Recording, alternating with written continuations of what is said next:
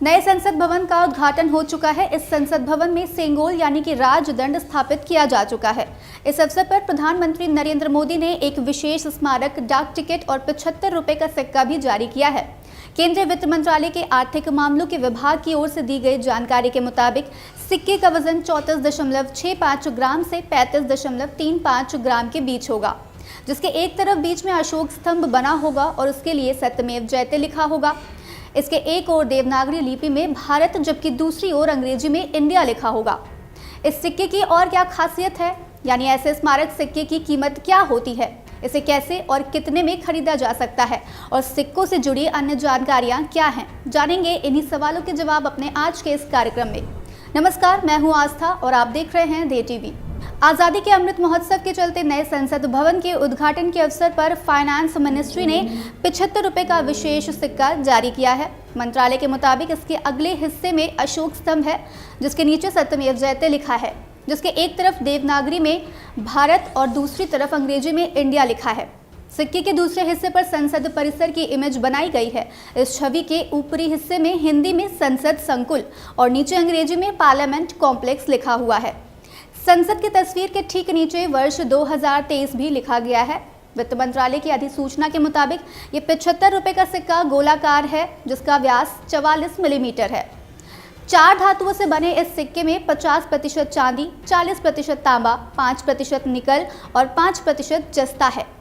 दरअसल किसी भी स्मारक सिक्के पर जितनी सिक्के की वैल्यू लिखी होती है, असल में उससे ज़्यादा इसका खरीद मूल्य यानी कि प्राइस होता है। तो अगर किसी को स्मारक सिक्का चाहिए तो उसे securities of printing and minting corporation of India limited यानी SPMCIL की वेबसाइट पर जाकर खरीदना होता है।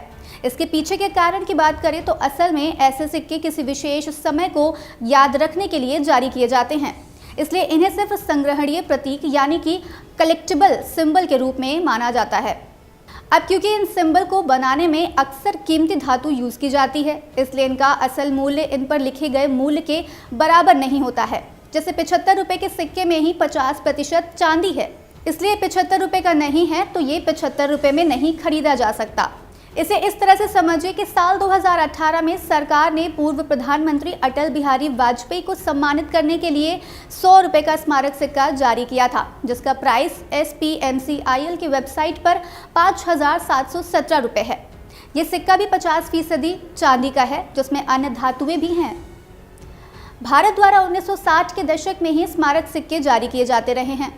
इनका मूल उद्देश्य महान व्यक्तियों के प्रति श्रद्धांजलि व्यक्त करना, सरकारी योजनाओं के बारे में जागरूकता फैलाना और प्रमुख ऐतिहासिक घटनाओं को स्मृतियों में संजोए रखना आदि है। इस क्रम में अब तक लगभग 150 स्मारक सिक्के जारी किए जा चुके हैं। अब क्योंकि इस तरह के सिक्के जनरल सर्कुलेशन के लिए नहीं होते हैं, इसलिए इनका इस्तेमाल लेन देन के लिए नहीं होता है। इससे कोई खरीदारी नहीं की जा सकती और ज़्यादातर इसे सिक्कों को कलेक्ट करने के शौकीन लोग ही खरीदते हैं। अब लगे हाथ जान लेते हैं कि सिक्के ढालने का काम कौन करता है। दरअसल सिक्के बनवाने का अधिकार और जिम्मेदारी रिजर्व बैंक ऑफ इंडिया की नहीं बल्कि केंद्र सरकार की है। सिक्कों को ढालने का अधिकार सरकार को कॉइनेज एक्ट 2011 के तहत मिलता है।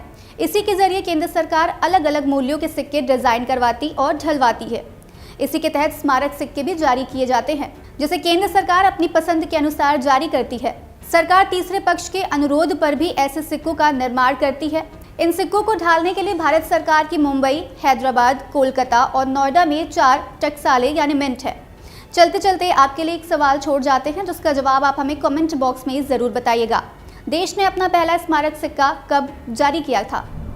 आज के इस एपिसोड में फिलहाल इतना ही। हम फिर मिलेंगे एक नए एपिसोड के साथ। तब तक के लिए मुझे दीजिए इजाज़त। नमस्कार।